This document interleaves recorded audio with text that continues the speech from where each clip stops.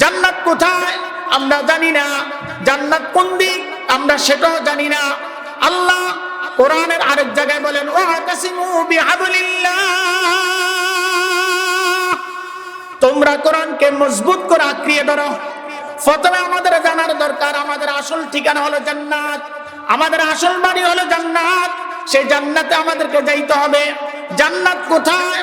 আল্লাহ কোরআনের মধ্যে বলেন ইন্দা সিদরাতিল মুনতাহা ইনদাহা জান্নাতুল মাওয়া। সিদরাতুল মুনতাহা যেখানে, জান্নাতুল মাওয়া সেখানে। সিদরাতুল মুনতাহা কোথায়? কোরআনের ভাষায়, আল্লাহর ভাষায় আল্লাহ বলেন সিদরাতুল মুনতাহা হলো সপ্তম আসমানের উপরে। এই সপ্তম আসমানের উপর হলো জান্নাত। এই জান্নাত হলো আমাদের আসল বাড়ি। ওই জান্নাত আমাদেরকে যেতে হবে, এবং জান্নাতে যাওয়ার জন্য আমাদেরকে কি পন্থা অবলম্বন করতে হবে? আল্লাহ বলেন ওয়াতাসিমু বিহাবলিল্লাহ, তোমরা আল্লাহর রশিকে মজবুত করে ধরো। আল্লাহর রশি কি? আল্লাহর রশি হলো আল্লাহর কালাম। আল্লাহর রশি হলো কি? আল্লাহর কালাম, আল্লাহর কোরআন। আর এই কোরআনকে মজবুত করে যদি ধরতে পারি তাহলে সপ্তম আসমানের উপরে জান্নাত, সে জান্নাতে যেতে পারবো। সপ্তম আসমান কোথায়? কয় সাতটা আসমান। কত দূর? কয় বহু দূর। যেখানে যাব কিভাবে, যাওয়ার রাস্তা কি? যাওয়ার রাস্তা কি আমরা জানি না। যেমন এখান থেকে আমি আর আপনি যদি চিটাগাং যাই তাহলে চিটাগাংয়ের টিকিট কাটতে হবে, অথবা যদি আমরা রাজশাহীতে যাই রাজশাহীর টিকিট কাটতে হবে। চিটাগাংয়ের টিকিট কাটা রাজশাহীতে যাওয়া যাবে না, রাজশাহীর টিকিট কাটা চিটাগাং যাওয়া যাবে না। ঠিক তদ্রূপ জান্নাতে যাইতে হলে আমাকে সঠিক রাস্তা দেখতে হবে। যেমন জান্নাত হলো সপ্তম আসমানের উপর। সপ্তম আসমান কতটুকু? দুনিয়ার থেকে প্রথম আসমান হলো 500 বছরের রাস্তা। কত বছরের রাস্তা? জোরে বলেন কত বছর? 500 বছরের রাস্তা। দুনিয়ার থেকে 500 বছরের রাস্তা হলো আপনার প্রথম আসমান। প্রথম আসমান আল্লাহ তৈরি করছেন পানি দ্বারা, দ্বিতীয় আসমান তৈরি করছেন আল্লাহ লোহা দ্বারা, তৃতীয় আসমান তৈরি করছেন আল্লাহ তামা দ্বারা, চতুর্থ আসমান তৈরি করছেন আল্লাহ রূপা দ্বারা, সপ্তম আল্লাহ পঞ্চম আসমান তৈরি করছেন আল্লাহ তাআলা স্বর্ণ দ্বারা, ষষ্ঠ আসমান তৈরি করছেন আল্লাহ তাআলা ইয়াকুত পাথর দ্বারা, সপ্তম আসমান তৈরি করছেন আল্লাহ তাআলা নূর দ্বারা। আলহামদুলিল্লাহিল্লাযী জাআলা আশ-শামসা ওয়াল কমারা বিহিসবান ওয়ান নাজমা ওয়াশ-শাজারা ইয়াসজুদান ওয়া ফাদ্দালা জামানান আলা জামান কামা ফাদ্দালা মাকানান আলা মাকান ওয়া ইনসানান আলা ইনসান ওয়া নাশহাদু আন লা ইলাহা ইল্লাল্লাহু ওয়াহদাহু লা শারীকা লাহু লা জিদ্দা লাহু ওয়া লা মিসলা লাহু ওয়া লা মিসালা লাহু ওয়া লা ক্বাবলা লাহু ওয়া লা বা'দা লাহু ওয়া লা আউওয়ালাহু ওয়া লা আখিরা লাহু ونشهد أن سيدنا وسندنا ومحبوبنا وأحبابنا ومولانا محمدا عبده ورسوله صلى الله تعالى عليه وعلى آله وأصحابه وبارك وسلم تسليما كثيرا أما بعد فأعوذ بالله من الشيطان الرجيم بسم الله الرحمن الرحيم واعتصموا بحبل الله جميعا وقال تعالى ইন্নাল্লাযীনা আমানু ওয়া আমিলুস সালিহাতি কানাত লাহুম জান্নাতুল ফিরদাউসি নুজুলা সাদাকাল্লাহুল আযীম ওয়া সাদাকা রাসূলুহুন নাবিয়্যুল কারীম ওয়া নাহনু আলা যালিকা মিনাশ শাহিদিনা ওয়াশ শাকিরিন ওয়ালহামদুলিল্লাহি রাব্বিল আলামিন আল্লাহুম্মা সাল্লি আলা মুহাম্মাদিন ওয়া আলা আলি মুহাম্মাদ কামা সাল্লাইতা আলা ইব্রাহিম ওয়া আলা আলি ইব্রাহিম ইন্নাকা হামিদুম মাজিদ اللهم بارك على محمد وعلى آل محمد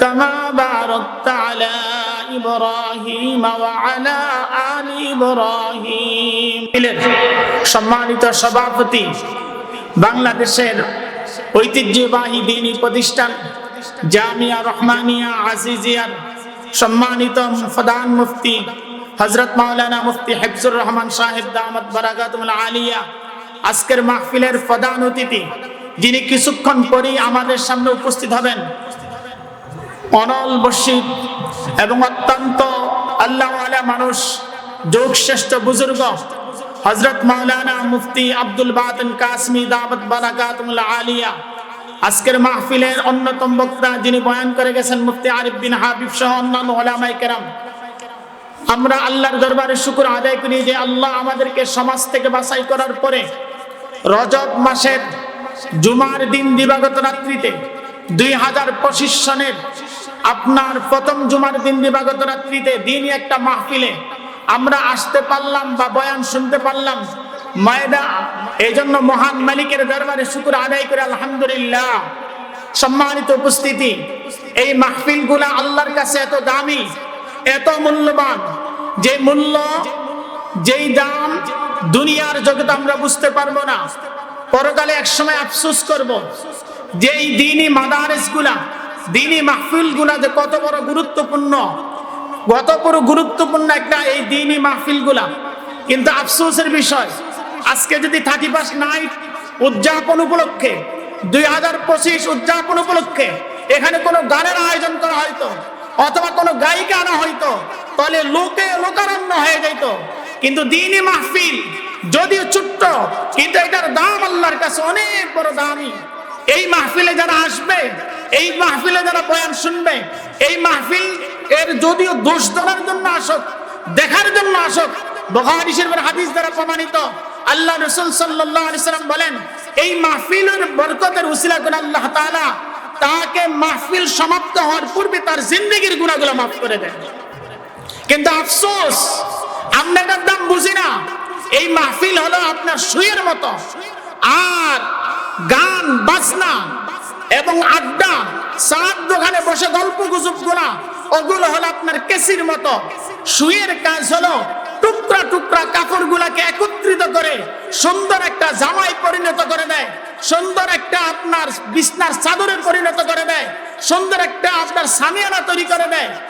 আর এই মাহফিল গুলা আপনার সাথে আল্লাহর সাথে সম্পর্ক করে দিবে।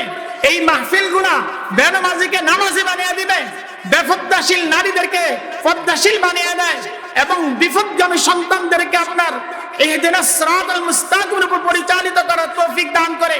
কিন্তু আর ওই দোকানে বসে গল্প গুজব যারা করে এবং যারা বিভিন্ন গান বাজনার আড্ডায় যায় এবং মদের আড্ডায় যায়, জিনার আড্ডায় যায়, ওগুলো হলো আপনার কেসির মতো। কেসি যেরকম সুন্দর একটা জামাকে টুকরা টুকরা করে দেয়, ঠিক তদ্রুপ সমস্ত অনুষ্ঠানগুলোকে বাপের সাথে সন্তানের সম্পর্ক ছিন্ন করে দেয়, স্বামীর সাথে স্ত্রীর সম্পর্ক ছিন্ন করে দেয়, অবৈধ জিনিস মানুষদেরকে শিক্ষা দেয়। এই মাহফিল আল্লাহর আদালতে আল্লাহর দরবারে এত দামি হবে যা কল্পনা করা যাবে না। সম্মানিত উপস্থিতি, আমি কোরআনুল কারীমের 2টা আয়াত তেলাওয়াত করছি। আল্লাহ বলেন ইন্নাল্লাযীনা আমানু ওয়া আমিলুস সালিহাত, নিশ্চয় যারা ঈমান আনবে, ওয়া আমিলুস সালিহাত এবং নেক আমল করবে, আল্লাহ বলেন কানাত লাহুম জান্নাতুল ফিরদাউস নুজুলা, আল্লাহ তাআলা তাদের জন্য জান্নাত রাখছেন। জান্নাত কোথায় আমরা জানি না, জান্নাত কোন দিক আমরা সেটাও জানি না। আল্লাহ কোরআনের আরেক জায়গায় বলেন ওয়াতাসিমু বিহাবলিল্লাহ, তোমরা কোরআনকে মজবুত করে আঁকড়িয়ে ধরো। প্রথমে আমাদের জানার দরকার আমাদের আসল ঠিকানা হলো জান্নাত, আমাদের আসল বাড়ি হলো জান্নাত।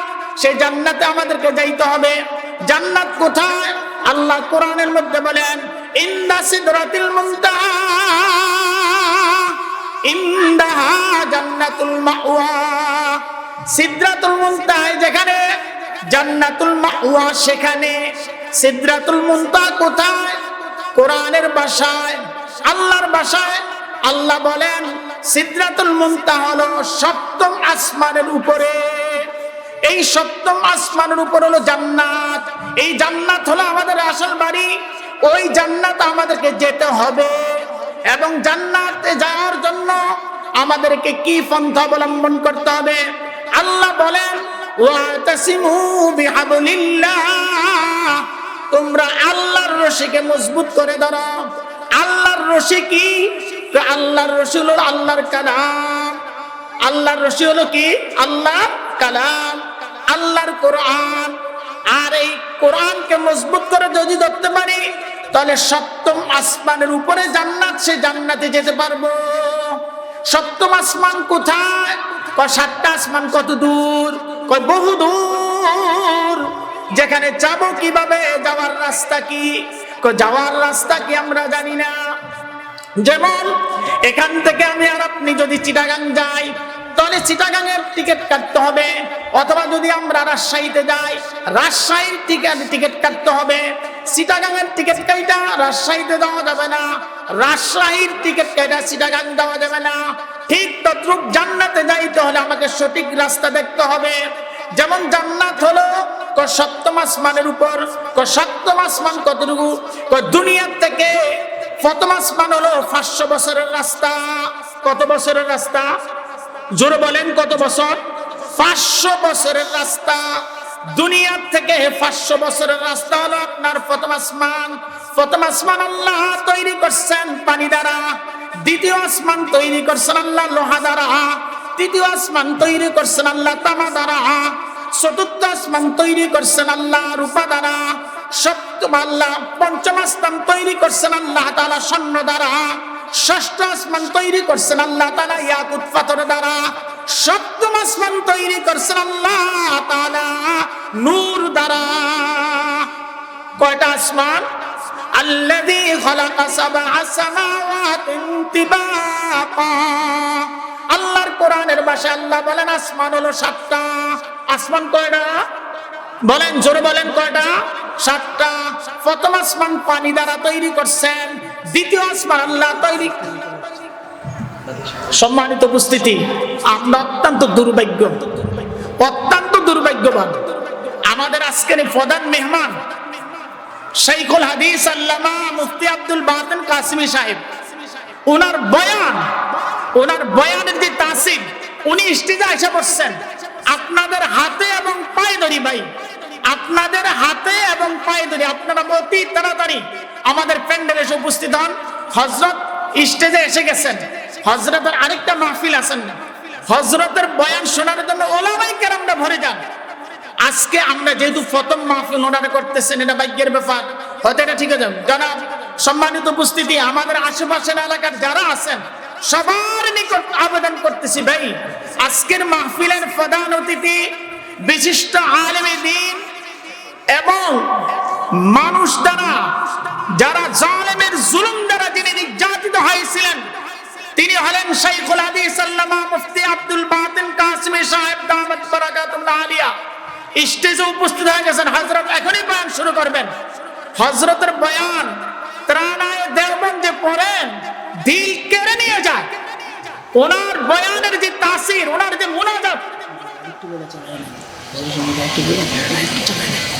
ওনার যে দোয়া, ওনার দোয়াটা আমি মাঝে মাঝে শুনি। আমি এক মসজিদে আজকে 25 বছর, আমিও জালেমের জুলুমে নির্যাতিত। আমাকে আয়না করে নেওয়া হয়েছে, 10 দিন আমাকে আয়না করে রাখা হয়েছিল। শুধু একমাত্র মিম্বর থেকে হকের কথা বলার কারণে আজকে জালেমদেরকে আল্লাহ তাআলা এই ফিরাউনের মতো একবার আস্তায় নদীর গর্ভে এমন ভাবে তাদেরকে বেইজ্জতি করছে, বাংলাদেশে তাদের মুখ দেখানোর আর কোনো সুযোগ নাই। কথা কি না জোরে বলেন? হযরত আপনারা জানেন 11 নম্বরে যে মার্কাজ আমাদের উলামায়ে কেরামদের পক্ষ থেকে যেই আপনার মাদ্রাসা, সেখানে মসজিদ, সেই মসজিদের মুহতামিম এবং শাইখুল হাদিস ছিলেন। হযরতকে জালেমের জুলুমের কারণে আক্রান্ত হয়ে তিনি সেখান থেকে চলে গেছেন। আল্লাহ তেনাকে আরেক জায়গার শাইখুল হাদিস বানাইছেন এবং সারা দেশে ওনাকে এমন ইরশাদ করছেন, প্রচার করছেন, উলামায়ে কেরামরা ওনার এখন সুযোগ পায় না, সাক্ষাৎ পায় না, মাহফিল পায় না।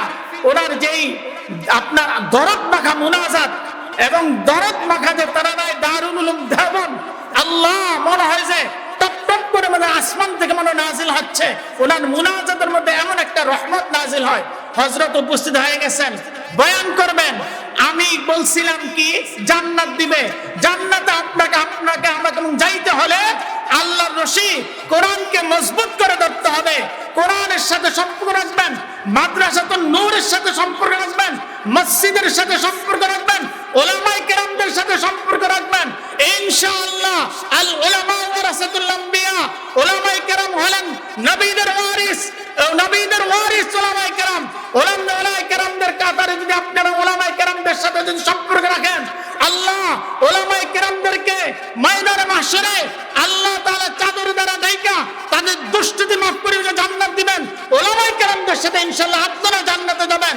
আর যারা উলামায়ে কেরামদের বিরোধিতা করবে, তথাকথিত সাদিয়ানিপন্থী, তথাকথিত সাদ গ্রুপ, যে বিতর্কিত বক্তব্য দিয়া যেমন তসলিমা নাসরিন বিতর্কিত হয়েছিল, সালমান রুশদি যেরকম বিতর্কিত হয়েছিল, ঠিক তদ্রুপ ওই তথাকথিত আমির মাওলানা সাদ সে বিতর্কিত বক্তব্য দিয়া উলামায়ে কেরামদের কাছে যে বিতাড়িত হয়েছে, আমরা তাদের সাথে নাই, আমরা উলামায়ে কেরামদের সাথে আছি। কথা ঠিক কিনা জোরে বলেন?